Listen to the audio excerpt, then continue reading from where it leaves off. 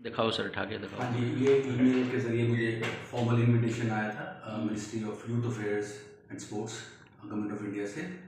और ये सारा जो इनविटेशन है ये भारत को यूनाइट करने का जो प्रयास है, तो इसके बाद यहाँ पर सारा कार्यक्रम दिया हुआ है कि कहाँ से हम चलेंगे। करमसद जो गांव है सरदार पटेल साहब का, वहाँ से इस यात्रा शुरू होगी और इसका जो एंड होगा वो होगा स्टैच्यू ऑफ यूनिटी। जी सर, क्या कहना चाहोगे? आपका गुजरात सरकार में चयन हुआ, किस तरह से आप उसमें भाग लें? जी, मुझे जो इनविटेशन आया है वो ministry of youth and sports affairs, ministry of government of India की तरफ से आया है। और सरदार वल्लभ भाई पटेल जी के 150वीं जो जन्मोत्सव है, बर्थ एनिवर्सरी है, उसके उपलक्ष्य पे प्रधानमंत्री जी का ये नेतृत्व है। और इसके ज़रिए आत्मनिर्भर भारत और एक भारत, एकजुट भारत, उसके ऊपर जो है मेन कंसंट्रेशन है सरकार की भी। और सरदार वल्लभ भाई पटेल एक बहुत बड़े नेता थे जिन्होंने एक लगभग 560 प्रिंसली स्टेट्स को जोड़ा था।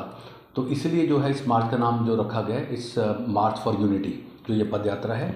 और ये करमसद जहाँ पर पटेल साहब पैदा हुए थे, वहाँ से लेकर स्टैच्यू ऑफ यूनिटी लगभग 150 किलोमीटर की ये पद यात्रा रहेगी, जिसमें लगभग 150 जो नेशनल लेवल के पदयात्री, जिसमें मेरा भी चयन हुआ है और मुझे मौका मिला, अवसर मिला है, तो उसका मैं हिस्सा होऊंगा। और अलग अलग जो है वहाँ कल्चरल प्रोग्राम्स होंगे। और ये बहुत बड़ी एक प्रेरणा है यूथ के लिए भी, नौजवानों के लिए भी, कि this is a time when they need to unite और देश को आगे बढ़ाने के लिए अपना सहयोग दे सकते हैं, आगे बढ़ सकते हैं। पटेल जी का किस तरह संदेश देखते हैं? युवाओं के अंदर जोश भरा जाता है से लेकर किस तरह से? देखिए, मैं एक टीचर हूँ और मैं ये समझता हूँ कि सरदार वल्लभ भाई पटेल एक बहुत बड़े नेता थे। और उसके बाद भारत सरकार भी अपने लेवल पे काम कर रही है कि एक यूनाइटेड भारत हो। तो मैं समझता हूँ कि यूथ के लिए प्रेरणा इसलिए कि it is basically a test of courage, it's a test of determination, grit, plus देश के प्रति सेवा की जो स्पिरिट है वो, that's very very important. So इसका जो मकसद पद यात्रा का रहेगा को नौजवानों को और ज़्यादा इनकरेज किया जाए कि वो दे be a part of the task of nation building.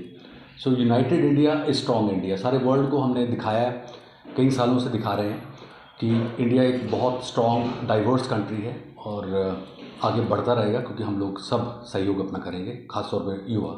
कैसे आप कंट्रीब्यूशन आया था?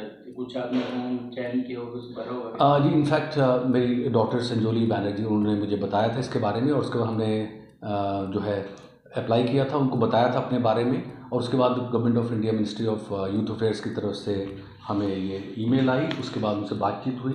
सो उनसे बातचीत का हम लोग छोटी सी एक इंटरव्यू भी हुई थी, जिसमें उन्होंने देखा कि फिज़िकली फिट होना भी ज़रूरी है इसके लिए, क्योंकि 150 किलोमीटर चलना अपने आप में एक चुनौती है। और ये है यूनिटी फॉर मार्च जो हमारा basically. So I was informed through an email from the ministry of youth affairs and sports. उनसे उन्होंने सूचित किया और बधाई दी कि मुझे 150 पदयात्रियों में से एक पदयात्री चुना गया है। तो कितने उसमें भाग ले रहे हैं? ये टोटल 150 नेशनल लेवल के। जो लोकल लेवल पे हैं वो स्टेट, कितने स्टेट के उसमें हो सकते हैं? उसमें सभी स्टेट्स के, अकेले स्टेट्स के नहीं, यूनियन टेरिटरीज के भी होंगे। अंडमान निकोबार से, लद्दाख से, मेघालय से, हर जगह से होंगे। हरियाणा से लगभग कितने? हरियाणा से मुझे लगता है कि शायद 2 या 3 हों, और ये बड़ी बात नहीं, मैं अकेला हूँ, लेकिन मुझे लगता है कि कुछ और भी हो सकते हैं। वो एक ग्रुप बनाया जा रहा है, बहुत ऑर्गेनाइज तरीके से ये सारा हो रहा है। And I am really impressed with the arrangement. काफ़ी अच्छा लगेगा आपको सबसे मिलके, अलग-अलग। देखिए, भारत को जानना बहुत ज़रूरी है। भारत की संस्कृति, कस्टम्स क्या हैं, रिचुअल्स क्या हैं, ट्रेडिशंस क्या हैं। तो गुजरात में ये करेंगे तो डेफिनेटली वो जगह जहाँ से बड़े बड़े नेता पैदा हुए, और सरदार वल्लभ भाई पटेल एक बहुत बड़ा नेता थे। उन्होंने किसानों के साथ काम किया, उन्होंने किसानों को लगान से मुक्त किया। वो ऐसा लीडर जो कि बैरिस्टर थे और वो लंदन से पढ़ने के बाद इंडिया में, लेकिन इंडिया के को आगे बढ़ाने के लिए कितनी मूवमेंट्स उन्होंने चलाई। तो ऐसी जगह जाना अपने आप में एक सौभाग्य की बात है। ठीक है। मेरा नाम तनीषा है और जैसा कि आप सभी जानते हैं कि जो बनर्जी सर है वो पद यात्रा के लिए सिलेक्शन हुआ उनका, ये हमारे लिए बहुत ही गर्व की बात है। इससे प्रेरणा लेके हम सभी भी अपनी ज़िंदगी में कुछ अच्छा करेंगे और इसके बाद और हम भी अपनी ज़िंदगी में मतलब हासिल मुकाम करेंगे। ये बहुत प्राउड फील है कि हमारे जो बनर्जी सर है उनका सिलेक्शन हुआ है नेशनल पद यात्रा में। मैं यही कहूँगी सर को कि वो ऐसे ही अपने अच्छे काम करते रहें और हम बच्चों के लिए एक मतलब मोरल वैल्यूज़ हमारे लिए तो ये जो यात्रा है गुजरात में होने वाली है उसमें आपके सर का सिलेक्शन हुआ, तो आपको भी किस तरह से लगता है कि हम भी पढ़ाई करके एकता के सूत्र में बंधे आगे बढ़े? जैसे कि हमारे सर है जो ये हमेशा अच्छी अच्छी बातें शेयर करते हैं, तो जो ये नेशनल पद यात्रा है इसके बाद ये हमें कुछ अच्छी ज्ञान की बातें बताएंगे जिससे हम भी प्रेरक होकर अपनी ज़िंदगी में कुछ हासिल कामयाब करेंगे। सरदार वल्लभ भाई पटेल की तरह किस तरह से आप भी अपना देना चाहते हो, अपना किस तरह का योगदान देना चाहते हो? आप भी उनके कदमों पे चल के हम भी सर के कदमों पे चल के अच्छे मतलब अलग अलग जो ये कॉम्पिटिशन्स और प्रोग्राम्स होते हैं उनमें पार्टिसिपेट करेंगे जिससे हमारे देश का नाम रोशन होगा। तो किस तरह देखते हो आप? मैं सर ये मानता हूँ कि जो पद यात्रा गुजरात में होने वाली है ये युवाओं के लिए एक बहुत ही उनको प्रेरणा देने वाली है और उनको बहुत आगे लेके जाएगी। जैसे कि ये पद यात्रा उनको ये सिखाएगी कि उनको एकजुट होके कैसे चलना है, उनको सबको साथ लेके कैसे चलना है और अपने आप को भी कैसे लेके चलना है।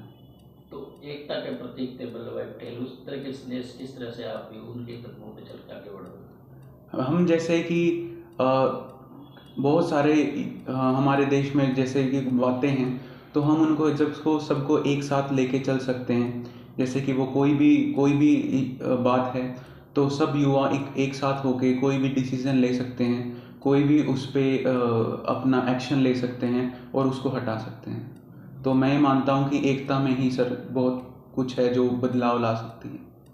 तो आगे भी इस तरह का आप भी प्रयास करोगे जाने का, इस तरह के कार्यक्रम? बिल्कुल सर, बिल्कुल।